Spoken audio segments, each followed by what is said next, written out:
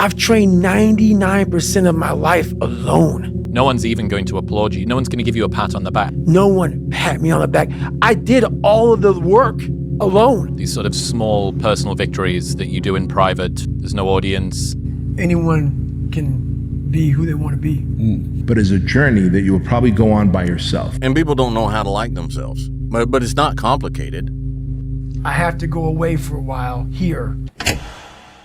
I like me in spite of my understanding and the reality of my weaknesses and my warts and my scars and everything. But, you know, all in all, I'm a pretty good dude. And, man, you got to get to that point. For the majority of my life, people disrupted my life, but I allowed them to. But what happens is, over a period of time, you become the disturbance in your life because you allow all these disturbances to get in your head. Therefore, you have all this shit going on, but you become your biggest bully. Yeah. And once that happens, it's over. And once that negative self-talk is on a loop, it's hard to get out of it. That realization that the thing that I hated most in the world, the things that I blamed for why my life wasn't the way it was, I was their bitch. And just realizing that made me angry. But through that anger, I was able to say, well, fuck them. Like, I will succeed despite the fact that my dad said this, or my mom said this, or Barack Obama said this, or Trump said this, or the woke left says what. Despite the fact that the chips are stacked against me, I will still win. People love to bitch and complain about everything. So when you're sitting there, you may spend weeks, months, years bitching about the same thing. So what have you done? Nothing. When you train alone, and I lived alone for so many years in this misery, and you're able to get out of it by yourself, I can take myself to such a level of real passion and purpose. And like the feeling I get is something I can't even explain by myself. I don't need anyone. That's why people come to me to motivate them. No one can motivate me. You're not a procrastinator. You have a habit of procrastinating. Big difference. Most people will not understand your obsession, your drive, and your determination. Success is a lonely journey. That's just a reality. And most people are not going to understand why you're so driven, why you're so obsessed. And if you try and make them understand, you're going to end up frustrated. Nothing is going to be worthwhile that doesn't come with an associated amount of discomfort. Friends around you and the people that you used to be able to speak a common language with start to push back and start to make the quips of, oh, not drinking tonight, yeah? Oh, you must be too cool for us now. I know it hurts. I know it hurts. That is the lead indicator, not even the lagging indicator. That is the lead indicator that you are doing the right thing. I built Frankenstein. So whenever shit gets nasty, David Goggins goes, you had nobody anyway, motherfucker. Look around you. There was no fucking team. It was you. There was no weight loss program or mom and dad waking you up saying you can do it, you can be better, trying to build belief. You built belief when you had nothing. Rock bottom. You see this guy here staring back at you? Yeah? That's your toughest opponent. Every time you get into the ring, that's who you're going against. I believe that in boxing, and I do believe that in life, okay? There's a war going on. Good versus evil. Light against darkness. Truth against lies. The war in your head. Long-term success versus short-term gratification. Strength versus weakness. You against you. All great, productive people had this in common. They divorced themselves from society on a daily basis. And if you do these kinds of things, the world will call you eccentric. This is where you got to develop the interior core, where it doesn't matter if people call you crazy. You know, you want to find other crazy people on the planet, you know, these other really people who want to figure out the mind, people who want to do amazing things. Right. I'm fascinated with the guy Free Solo. He has a passion to do something and he's in at all costs. What he was doing, what he did, I'm not so impressed with what he did. I'm impressed with how he shut the whole world out when he was doing it. Who are willing to say, look, honey, I love you, but you have to understand something. I have to go away for a while here. I may not be with you all the time because it takes 100% focus to pull this off. I need quiet, I need dedication, I need sacrifice from myself. Go on the journey by yourself. It is the best journey, man. Leveling up, making more money, losing weight, getting fit, becoming the best version of yourself is the fucking most awesomest journey you will ever go on. It's funny that you're sitting here saying that like things like public speaking you find hard when you've done all the crazy, insane stuff that you've done. You gotta do them alone. Right. I do them alone. Yeah. You know, like I pick these hard things that most people think you can't finish anyway. So, you know, you go out there, you grind, you're alone, you're in your own head. I work best alone. My phone didn't ring. No, like in some ways very sad, because like no one wanted to see Alex, you know what I mean? Like no one was inviting me out. But I was like, oh, fuck, like I gotta make this work. And so I'd sit there and I'd be like, how do I sell memberships? How do I market? How do I, everything, you know? But that was how I got ahead. The sacrifices that I encourage people to take are not sacrifices I did not make. What else you gonna do? Quit? What else you gonna do, man? Go back and be a fat fuck? Sit around and do nothing, be nothing, contribute to nothing, become nothing, build nothing? Is that, because that's the other alternative. I'm just saying that this is the way I got there. And every single time you feel like quitting, remember all those hours and days you sacrificed to get to where you are. And if this path works for you, then maybe it works better than what you're doing right now, which is I had a lot of pain. And so I tried to use it. I just used what I had. I just, you know, I was just angry. I didn't want to fail. And so I just kept going. And so there was no there just wasn't another option. I'm just not willing to accept that as my reality. That's it. It's that simple. I have no choice. This is about understanding what zero options mentality means. What it means is I don't have a choice, and you don't have a choice either. You think you do, but you don't. And so I think that's what I would encourage people to think about, was like, I didn't allow another option, because the other option was just worse than dying. And what you're gonna find out is that when you're 35, 40, 50 years old, you're gonna figure out that you didn't have a choice and you didn't take the right choice, okay? And the right choice is you can either go out and build your dreams, go through all the hard shit, get knocked down 1,000,000 times, get punched in the face 1,000,000 times, get told you're shit by everybody that you love and everybody that's around you, get made fun of, get laughed at, get picked on, become the joke, and continue to move forward, and then build your dreams and let your life speak for itself. You're not afraid of failing. You're afraid of what other people will think of you if you fail. But if you're afraid of that, imagine what they think of you when you aren't even trying. Oh yeah, they aren't. You can't care what anybody thinks about you. Look, with all due respect to everyone, fuck everyone. Tell people to go fuck themselves. I'm just here from my own. Find out who you are and own that motherfucker. And I think that flicked a switch in me where I was like, okay, fuck you, watch this. Everybody's full of shit. Nobody knows you or what you're capable of doing. The hardest thing in life is figuring out who you are and what you want to do for the rest of your life. And once you figure that out, you wake up every day and you work toward it. That's what you do. It's impossible for you to fail if you know who you are, what you want to do, and you wake up every day and work toward it. You need to stop listening to others and start listening to yourself. But the problem is nobody knows how to listen to themselves. They're scrolling on TikTok, music on loud every day, when they're driving, fucking radio turned on, when they're home scrolling on their phones, when they ask for opinions, they ask for opinions from other people, they ain't even asking opinions from themselves. This world is so noisy. We all walk around with these phones, computers. The world is so fast. We're not able to think. The most powerful weapon in the world, we walk around with it. It's our mind, it's our brain. You have to be able to go into a very dark place in your mind and figure who you are, what you want to do, what's your purpose. We can't figure our purpose out or why we're here because it's so loud in our mind. We don't have any quiet time with ourselves to sit back and say, what do I really want? You have to be alone in a very dark place in your mind to think about what is important to you. When's the last time you sat down and defined your symphony of success? What does success look like to you? To me, it's not having a ton of properties and living in a big fat box and having a ton of supercars. No, to me, it's freedom.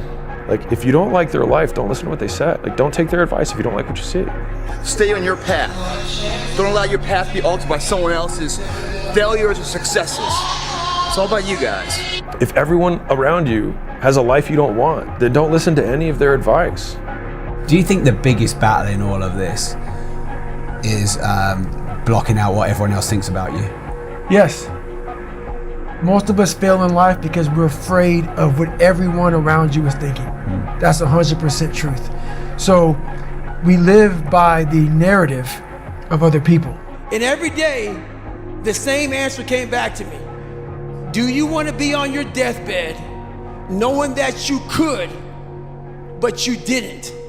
You got a choice. You got talent. You got a chance, and I want to hear about your environment, what your mama didn't give you, and the white man won't give you no shot. You got a chance. Use it while you're still alive. You don't know what death is. You have no idea what death is. Make a decision. So when you're in a bad place, you're not gonna meet a Kish.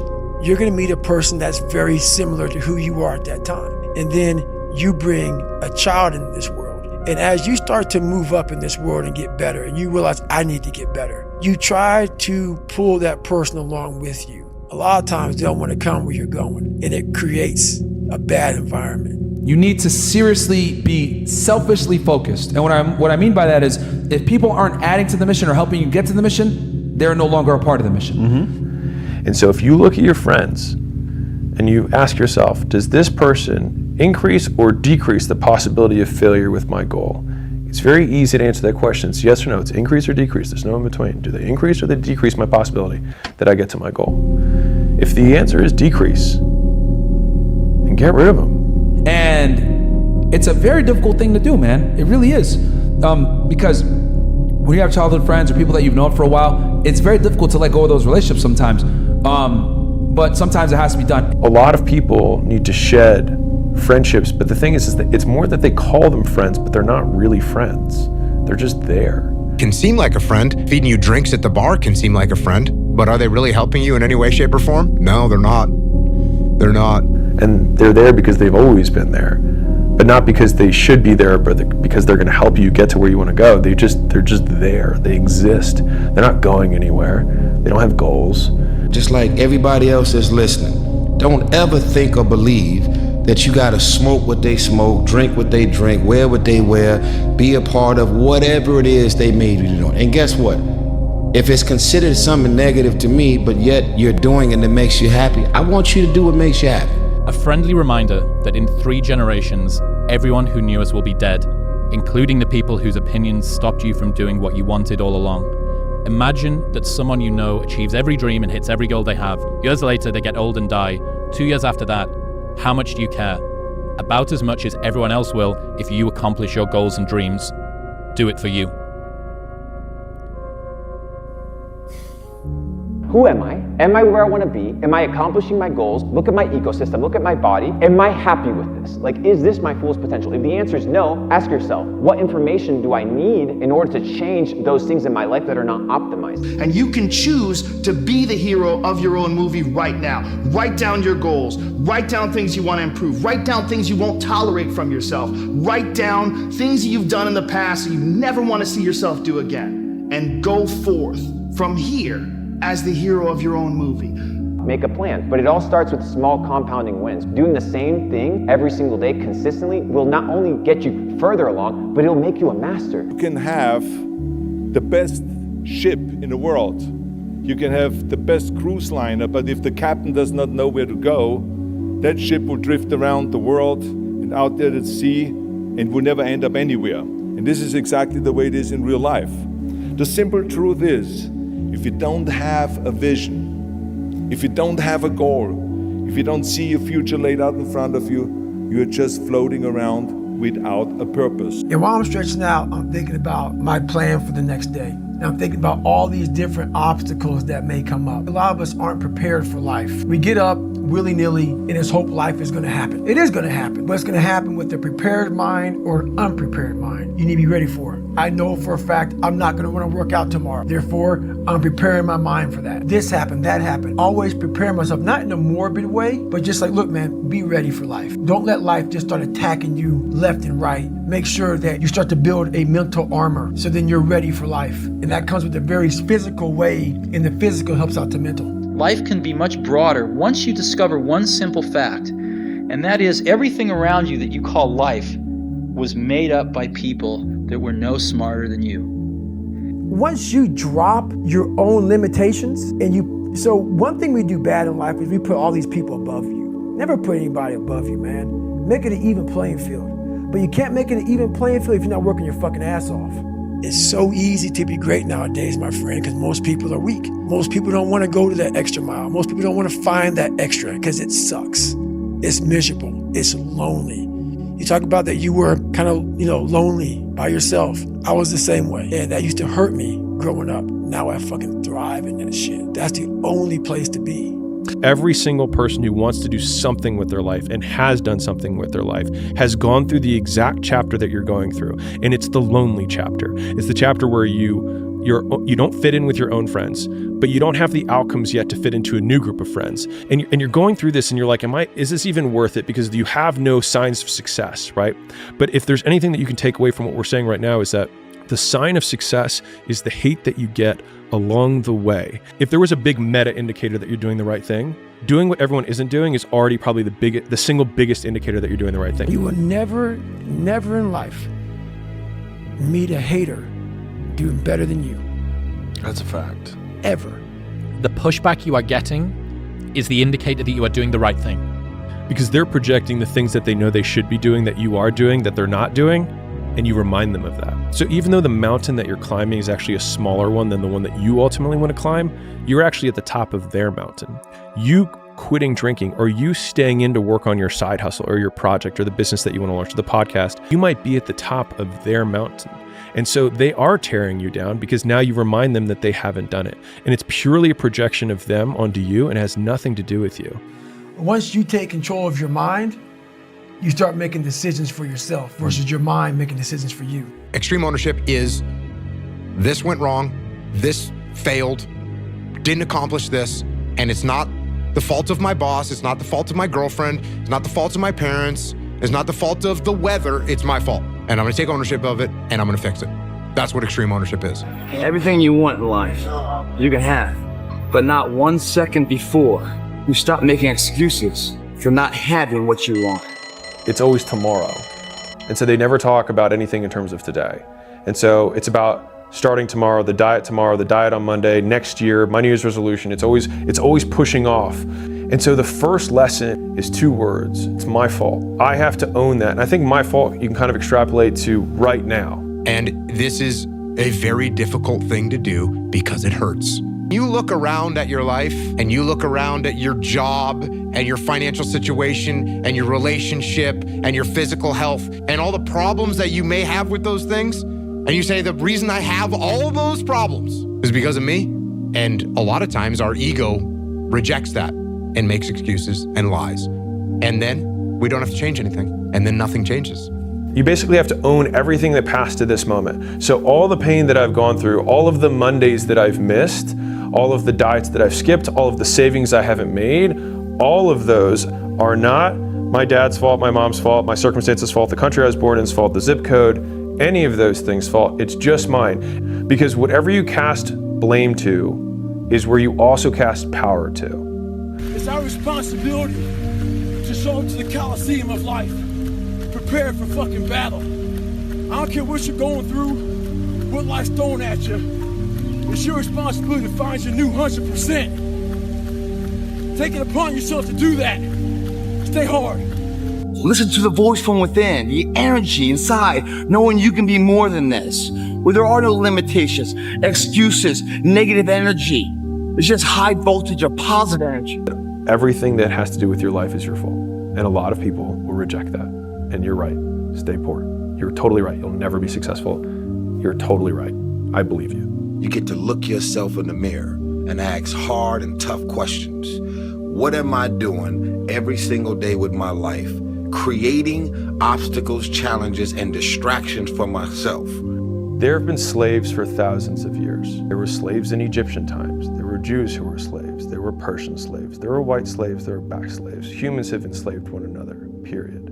And so the idea that someone else at some other time in history has worked 7 days a week, every hour that they're awake, that capacity exists. And so I would think to myself, like, I would try and put myself in that frame so that I wouldn't get into the woe is me cycle and think all these things I could blame for why I'm here right now. Why isn't this working as fast?